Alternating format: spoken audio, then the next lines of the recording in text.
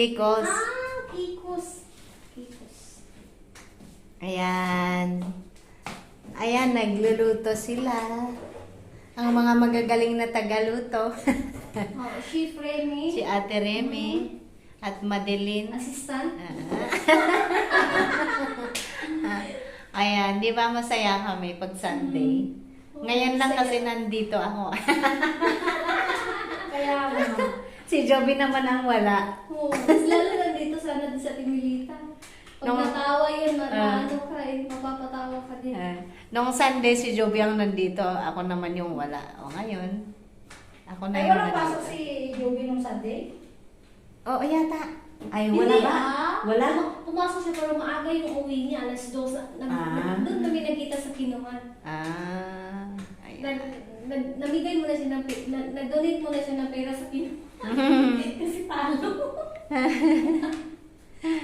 Mayroon nga lang din ako. Guys, eto. Paano na naman tayo? Palarga na naman tayo pupunta ng trabaho. So, ayan, kada umaga, wait.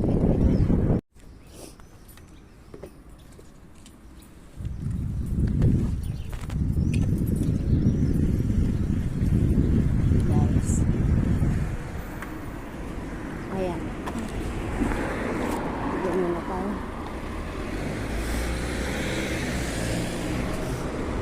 Ayan. Kada umaga, ito yung dinadaan. Tayo na ng trabaho. Sandali guys, ayusin ko yung ano. Baka mahulog yung phone ko. Ayan.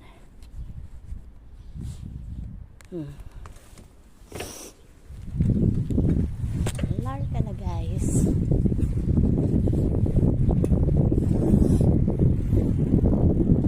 Ayan, ito yung mga dinadaanan ng banda. Ayan, mga apartment yan. So, sorry guys, naubo pa ako eh. So, ito yung sinasabi nila na old hospital. Okay, so, papunta ako ng Mackenzie. Ayan.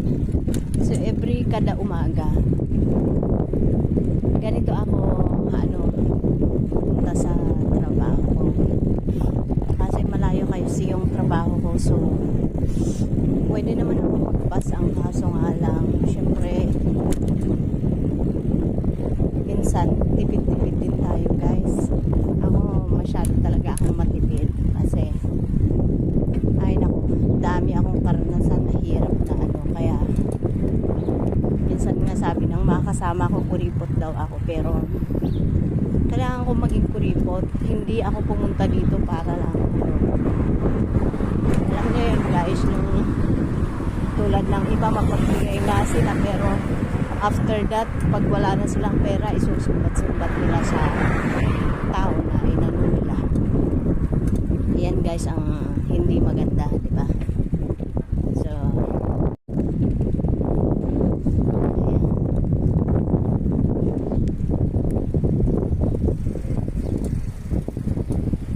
ayan. Yun guys. Better wag kang maging kunwari mapagbigay kung isusumbat mo din naman, diba? So ayan guys, every morning, every kada umaga nagbabasikleta ako papuntang trabaho ko. Kapag kadahan-dahan ako, ganito lang, medyo maaga ako para at least man lang diba guys, at least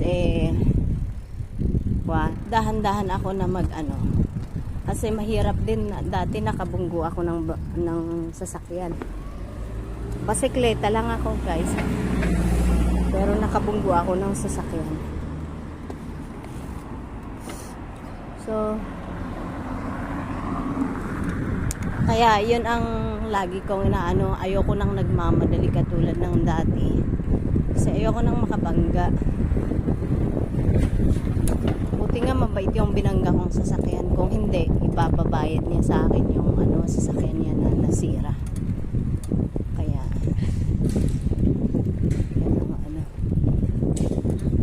lagi na akong nagdahan-dahan. So yun guys, ito na ako, nandito na ako sa Mackenzie. Tawag na place na to, kaso hindi nyo makita Mackenzie. Ayan. So ayan, pasensya kayo guys kasi naubo ako na sipon ako, kaya medyo yung boses ko. So ayan, ito andito na tayo sa Mackenzie, kaso hindi nyo naman makita yung dinadaanan ko. So,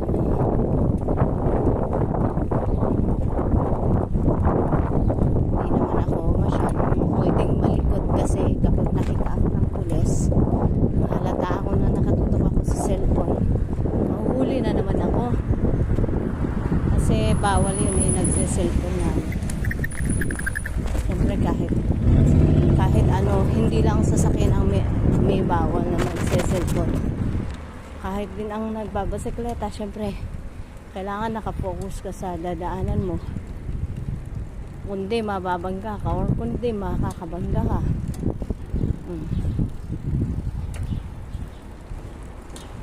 Ayan tayo guys. Ayan. So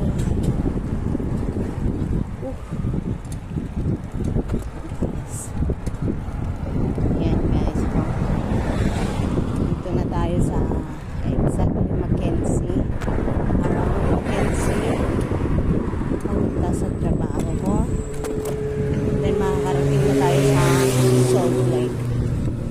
So pasensya na kayo guys, hindi makita yung area kung ano-ano kasi nakabasikleta kasi ako guys basta magchikahan lang tayo guys. And then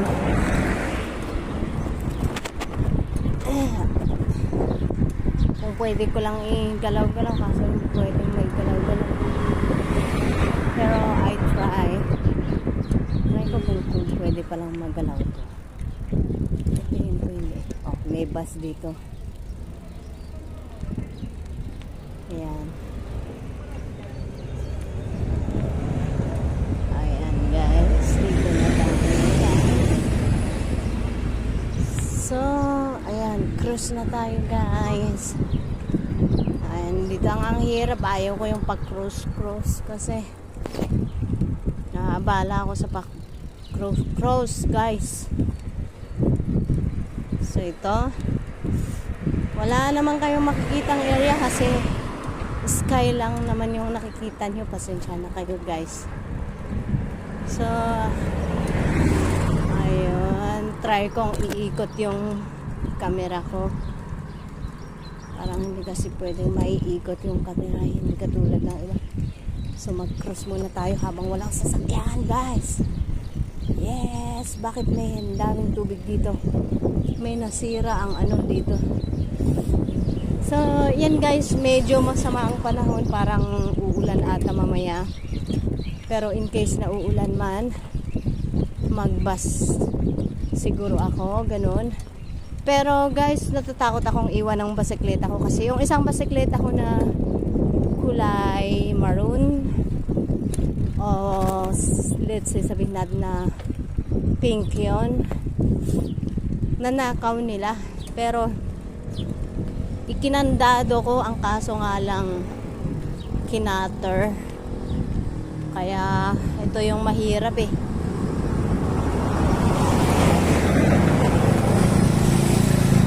Matagal kong nakasama yung basikleta ko na yun for 7 years I think. Tapos nakuha. Pero okay lang kasi dami din problema yung basikleta ko na yun. Daming problema yung basikleta ko. Kaya lagi akong, kung makikita nyo, may mga video ako na lagi kong nire-repair. Pero ganun pa rin kasi matagal na nga. Kaya Kaya yun. Pero itong ano ko ngayon na binili ko sa isang Pinoy, which is maganda naman ang condition. So, okay. Masaya ako dito kasi ang ganda ng takbo ko. And then, very comfortable ako habang dinadrive ko yung basikleta ko. So, yun guys. So, papunta na ako sa Salt Lake. Pasensya na kayo guys ha. Inubo ako. So guys, maiwan ko muna kayo kasi hindi nyo din makikita yung area. Hindi ko pwede kasing iikot itong camera eh, kundi mahuli ako ng pulis. So yan guys, muna iwan ko muna kayo. Chika-chika tayo later. So